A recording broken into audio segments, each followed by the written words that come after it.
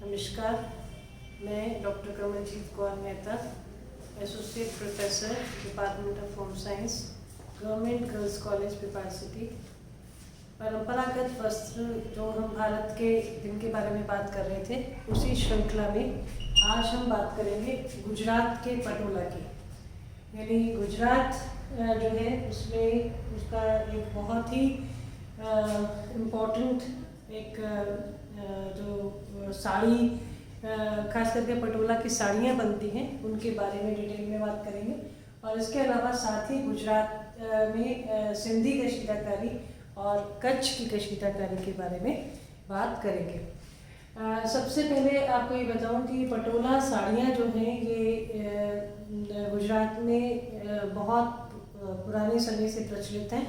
और इसमें ये जो साड़ियाँ होती हैं ये साड़ियाँ जो है बहुत ही ज़्यादा इनको जो है पारंपरिक जो विवाह और जो इस तरह के समारोह होते हैं जो कि बहुत ही सेक्रेड माने जाते हैं, उनमें गुजरात के लोग जो है ये पटोला साड़ियाँ पहनते हैं। और इसका इतनी इम्पोर्टेंस है कि ऐसा माना जाता है कि यदि किसी लेडी की अगर जो कि सधवा है, उसकी डेथ हो जाती है, तो उसकी विदाई जो है वो भी पटोला साड़ी में, जो अंतिम विदाई की जाती है वो भी पटोला साड़ी में की जाती है। अर्थात पटोला साड़ियाँ जो हैं ये बहुत ही फेमस साड़ियाँ हैं। और इनके लिए इसमें खास जो है इसमें काठियावाड़ के पास में एक स्थान है जिसको पट्टन कहते हैं। वो पट्टन जो है वो इसका एक जन्म स्थान माना जाता है पटोला साड़ियों का।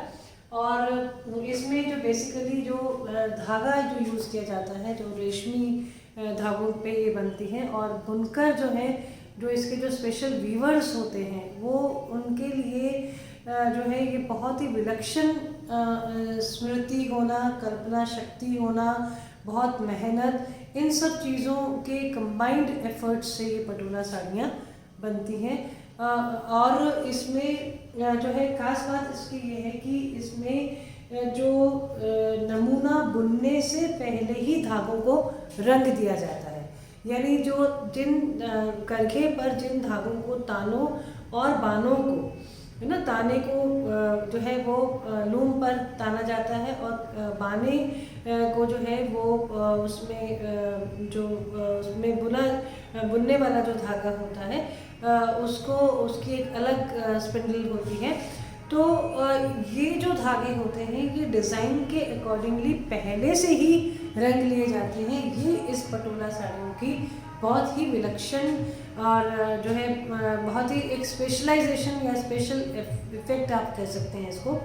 तो इसमें क्या करते हैं कि पहले जो है नमूना तैयार किया जाता है, यानी कौन सा नमूना बनाया जाएगा, और रंगों का क्रम निर्धारित किया जाता है। यानी कि ये बहुत मुश्किल काम होता है कि आप पहले धागों को रंगे और फिर जब उनको बुने तो उसमें अगर ज़रा सा भी एरर, एक भी धागे का जो है इधर उधर हो जाए तो सारा जो नमूना होता है वो जो है उसमें गड़बड़ होने की या उसका जो आकृति जो है वो खराब होने की संभावना पूरी रहती है। तो इसमें रंगों का क्रम का निर्धारित किया जाता है, फिर रंगों के शेड्स बनाए जाते हैं और फिर धागों को रंगा जाता है। और रंगने के बाद में इन धागों को फिर सुखाया जाता है। और इसमें तरीका वही होता है जो बंधेज या टाई एंड डाई, जो राजस्थान की जो बंधेज होती है, जिसमें कि हल्के से गहरे रंग की ओर जाते हैं। पहले हल्का रंग इस्तेमाल करते हैं और फिर उसको जो है गहरा रंग, और फिर उसके बाद में दो बुनकर जो हैं वो मिलकर इसको बुनते हैं। और इसमें जो है इतनी मेहनत का ये काम होता है कि इसमें एक दिन में 25 सेंटीमीटर से ज़्यादा जो है वो बुनाई नहीं की जा सकती है। एक साड़ी जो है वो बनाने में कम से कम 20 से 25 दिन का समय लग जाता है। और एक खास बात इसमें ये होती है कि जिस तरह का नमूना आगे की तरफ, यानी कपड़े की दोनों तरफ, साड़ी के दोनों तरफ अगर आप देखें तो एक जैसा नमूना जो है, एक जैसा पैटर्न जो है वो दिखाई देता है। अब हम बात करते हैं कि इनमें जो नमूने, जो ट्रेडिशनल डिज़ाइंस यूज़ किए जाते हैं, क्योंकि इसमें बहुत सारी वैरायटी बनाना जो है वो उतना संभव नहीं होता है। जो बहुत पुराने परंपरागत जो डिज़ाइंस चले आ रहे हैं वो अभी भी वही पटोला में बनाए जाते हैं।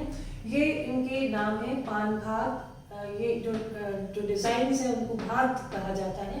पान भाग, रतन चौक भाग, नारी कुंजर भाग, छबड़ी भाग, बागवार, हाथी भात, फुलवारी भात और अखरोट भात। कुछ तो इनके ये क्या होते हैं, क्या डिज़ाइन है, ये इनके नाम से ही समझ में आता है।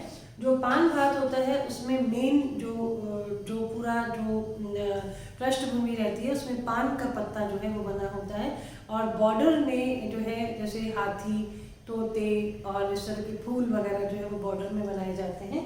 तो ये होता है पान भात। रतन चौक भात जो होता है इसमें ज्योमेट्रिकल डिज़ाइंस, यानी जो मेन कपड़े का, जो साड़ी का जो मेन जो बैकग्राउंड होता है, जो मेन पूरा साड़ी की जो सरफेस होती है उस पर ज्योमेट्रिकल डिज़ाइंस बनाए जाते हैं, और उसी तरह से जो है इसके बॉर्डर और पल्ले में जो है फ्लावर्स और बाघ और तोते इत्यादि जो है वो बनाए जाते हैं। नारी कुंजर भाग जो है उसमें जो है उसमें एक नृत्य करती हुई नारी और प्लस जो है वो बाघ जो है उसका चित्र बनाया जाता है।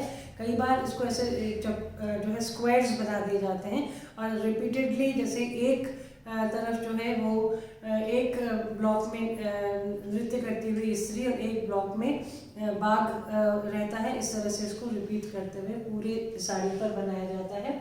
फिर चबड़ी भात जो है, इस चबड़ी भात में क्या होता है कि इसमें कुछ इस तरह का फूलों का की टोकरी का आकार जो है, ऐसा लगता है कि फूलों का गुच्छा जो है वो एक टोकरी में रखा हुआ है, इस तरह का डिज़ाइन बनाया जाता है। बागवार हाथी भात जो होता है इसमें 12 जो है वो बाघ और प्लस हाथी जो है इसका डिज़ाइन बनाया जाता है। फूलवारी जो भात होता है इसमें फूलों के गुच्छे बनाए जाते हैं। अब फूलों में भी, गुच्छों में भी, जैसे फूल जो है वो एक फूल जो है वो 5 पत्तियों वाला फूल होगा और इतने फूलों वाला गुच्छा होगा, ये सब जो है निर्धारित होता है इस डिज़ाइन में। और ये जो लास्ट अखरोट भात है, जो अखरोट जो ड्राई फ्रूट अपन खाते हैं उसी शेप का अलंकरण जो है वो इसमें किया जाता है। और रंग जो है वो इसमें जो जिन रंगों के धागे यूज़ किए जाते हैं वो भी बहुत लिमिटेड रंग है, जैसे लाल, पीला, हरा, सफ़ेद व काला। इन 5 रंगों का ही इसमें इस्तेमाल किया जाता है, और डिज़ाइंस जो है ये भी फिक्स्ड हैं। इसमें बहुत ज़्यादा इनोवेशन की जो है वो गुंजाइश नहीं रहती है।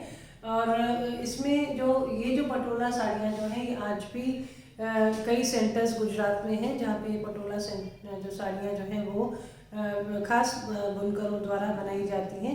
और क्योंकि ये बहुत मेहनत का, बहुत ही श्रम का काम होता है, इसलिए ये जो है बहुत ही एक्सपेंसिव और जो है बहुत या कह सकते हैं कि बहुत ही ज़्यादा महंगी साड़ियाँ होती हैं। और अब हम बात करते हैं ये भी जो है सिंध का कशीदा। सिंध का जो कशीदा है उसमें कच्छ और पंजाब, यानी कच्छ की कढ़ाई और पंजाब की जो फुलकारी है उन दोनों का प्रभाव रहता है। कच्छ की जो कढ़ाई है उसका मेन जो चेन टांका, और पंजाब की कढ़ाई का रफू टांका जो है, इन दोनों का प्रयोग सिंध की कढ़ाई में होता है। और चटकीले रंग बिरंगे धागे इसमें यूज़ किए जाते हैं, बहुत ही कलरफुल धागों का इस्तेमाल किया जाता है। और इसमें जो मेन जो नमूने बनाए जाते हैं वो पशु पक्षी और फूल पत्तियाँ होती हैं। और साथ ही इसमें इसकी खासियत ये होती है सिंध कशीदा की कि इसमें कांच के टुकड़े या अभ्रक के टुकड़े जो हैं वो लगाकर और जो है कांच की भी एम्ब्रॉयडरी की जाती है। और ये जो टुकड़े जो हैं ये खास एक स्टिच के द्वारा, जिसको कि बटन होल स्टिच कहते हैं या कांच कशीदा कहते हैं, ये उसके द्वारा किया जाता है। और कढ़ाई जो है इसमें खासियत ये होती है कि कढ़ाई जो है वो पूरे वस्त्र पर नहीं की जाती है। डिज़ाइंस अकॉर्डिंगली जो है कहीं बीच में, कभी बॉर्डर पर, और कहीं जो है साइड्स में इस तरह से की जाती है। पूरा वस्त्र जो है वो कढ़ाई के द्वारा नहीं भरा जाता है, और महिलाएं जो हैं वो अपने अवकाश समय पर ये एम्ब्रॉयडरी करती हैं। और ये जो कच्छ की जो कढ़ाई है ये कच्छ की ऐसा माना जाता है कि सिंध के एक मुस्लिम फ़कीर ने जो है वो एक मोची को ये सिखाई थी, ये वाली एम्ब्रॉयडरी, जिसको कि कच्छ की कढ़ाई जो है। और इसमें जो है हीर चरवाहे और किसान जो हैं वो इसमें जो कि सौराष्ट्र के किसान कहलाते हैं, वो उनकी जो स्त्रियाँ होती हैं वो अवकाश के क्षणों में खाली समय पर ये एम्ब्रॉयडरी करती हैं। और इसमें जो डिज़ाइंस बनाए जाते हैं, ये डिज़ाइंस तोता, मोर, बुलबुल, मालव की आकृतियाँ, फूल पत्तियाँ आदि जो हैं ये डिज़ाइन बनाए जाते हैं। और इसमें जो खास बात होती है वो ये होती है कि गहरे रंग के वस्त्र पर चटकीले रंग के नमूने बनाए जाते हैं। यानी जो है बैकग्राउंड जो है वो एकदम से डार्क रखा जाता है और फिर जो है डार्क बैकग्राउंड पर अच्छे ब्राइट कलर से नमूने बनाए जाते हैं। तो ये आज हमने बात की गुजरात की जो एम्ब्रॉयडरीज हैं उसके बारे में। और एक चीज़ मैं आपके साथ में शेयर करना चाहती हूँ कि जैसे ही ये सब परंपरागत जो है ये डिज़ाइंस का ये पूरा हो जाएगा, जो ट्रेडिशनल एम्ब्रॉयडरीज का, और अभी 3-4 इसमें वीडियोस बाकी हैं, उसके बाद में एक आपके साथ में मैं PDF शेयर करूँगी जिसमें कि हम ये सारी एम्ब्रॉयडरीज के जो डिज़ाइंस हैं वो आपको PDF में देखने को मिलेंगे कि जो है जो डिज़ाइंस की या जो टेक्सटाइल्स की हमने बात की वो असल में जब देखते हैं तो देखने में वो कैसे दिखाई देते हैं। धन्यवाद।